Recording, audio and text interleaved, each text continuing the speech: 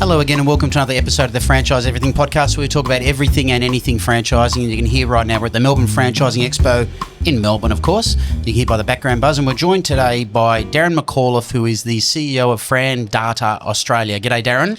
Thanks, Glenn. Great to be here. Busy couple of days here, isn't it? A lot of activity. Very busy, very busy. So quickly, for those who don't know, what is FRANdata? So FRANdata, ratings, research and reporting on the franchise sector. Okay, and what we're going to do based around this, I asked you to come up with a few things.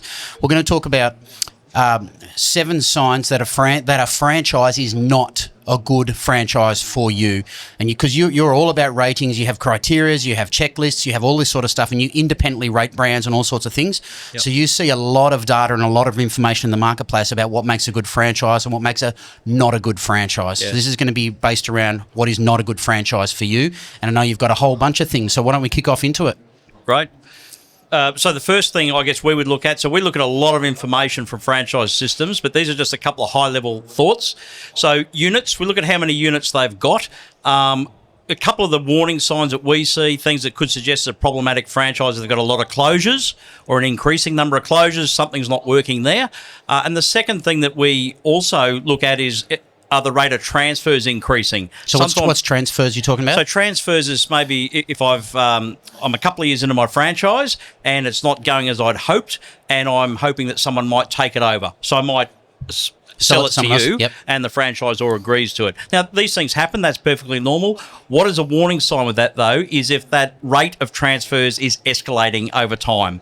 So if we look at some franchise systems that have been around for a long time, perhaps their product's not as relevant as it was, sometimes we see early warning signs. There's more people trying to get out, and then that ends up coming back into closures. So it's not always the case, but it's something that's worth looking at. So I think as a prospective franchisee, it's good to ask to have a look at what's happening with their units over the last few years to get a feel for that. Okay, and the next one in the 7 terms? So the franchisee, Z dollars I've got up there. We often hear Zs and Zors in this space, but franchisee dollars, the financial performance for franchisees. Now, franchisors have to be careful that they don't sort of make projections or create unrealistic expectations, but what they should be able to say is some key basic things to help you as a prospective franchisee work out whether it makes sense. So what's the average turnover? They should all know that. What's the average turnover of their network? And secondly, key benchmarks. What are the actual, what does rent normally run at? What does insurance cost? What does staffing costs? All those things that are key expenses that leave something for the franchise owner.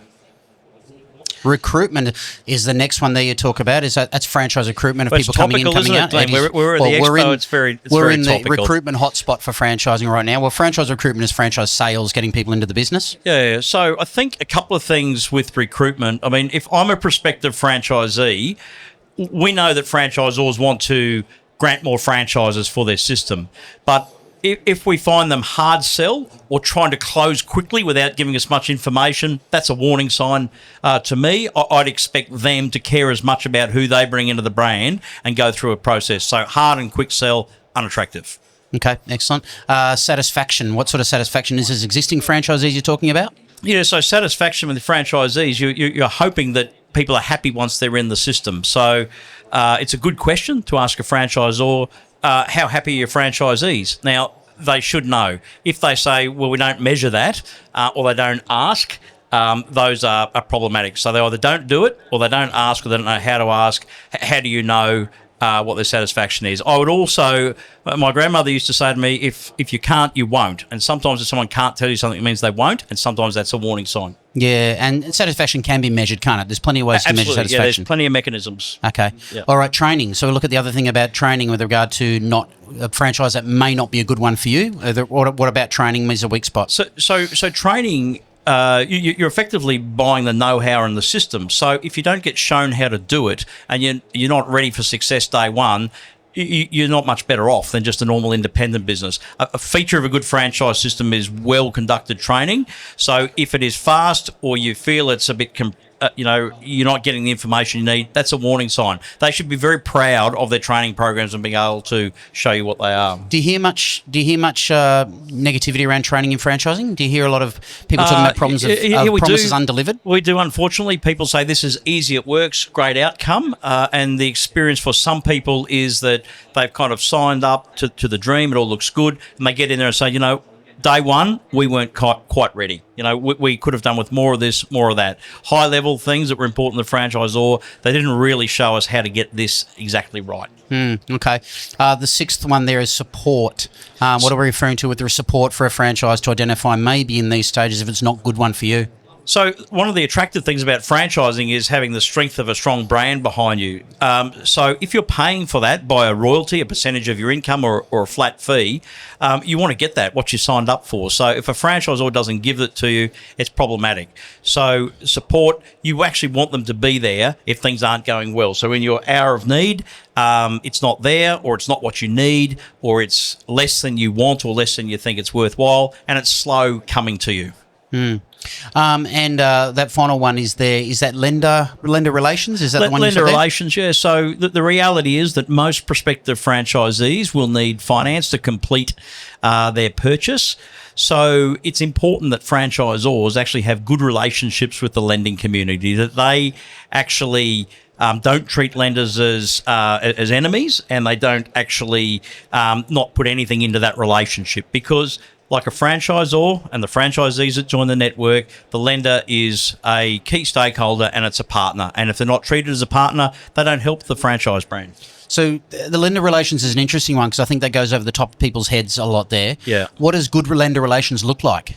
Well, a good lender... And this, on a point on that, how would a person looking to invest in a franchise know? For example, what might be a signal there? Because one thing, everyone will say, Westpac will fund us, Westpac will do this, but how do you know? It's a good question, Glenn, and we've been in quite a bit of detail in some of your other things you've done with us. But I think good lender relations, if you say to the franchisor, who is actively looking for your new franchisees to support? Who's asking you who's next into the network? Because just because you've got a few lenders deal with your franchisees doesn't mean they're looking for your business, right? So in short, as a prospective franchisee, what have you done to make yourself attractive to the lending community, and who is actually asking you for the names of people that are joining your franchise system right now? So as a person looking to invest in a franchise, the result you want someone is for someone in a franchise to say to you, here's 3 people to contact with this bank, and this bank? Yep. Is that sort of practically how it works? You want options, right? Yeah. So, because banks get full of a particular brand some stage. So, and the reality is that a prospective franchisee might have their existing banking with one bank, so they don't necessarily want to change banks. Like if they're with one already, so it's good to have some options. Yeah, so of these 7 factors in all the assessments, because you do a lot of independent ratings of a lot of brands, what do you see as is there a handful of ones that are the most common problems or the most red flags that you see?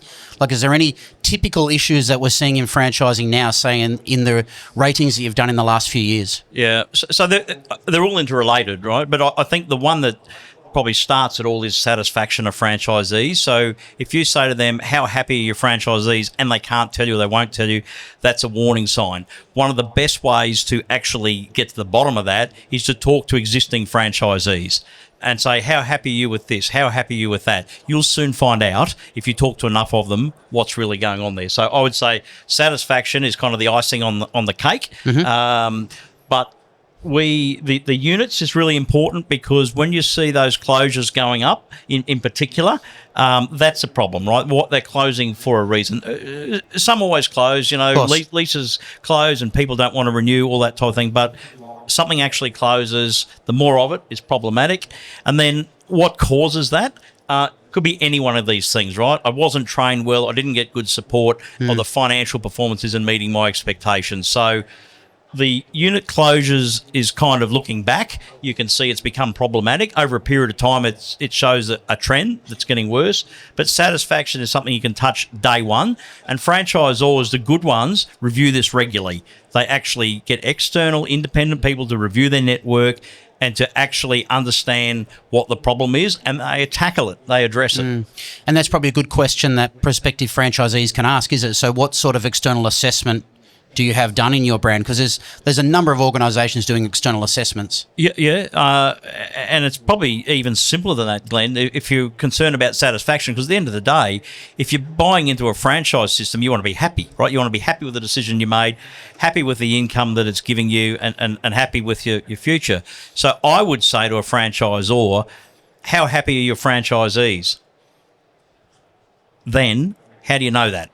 And listen.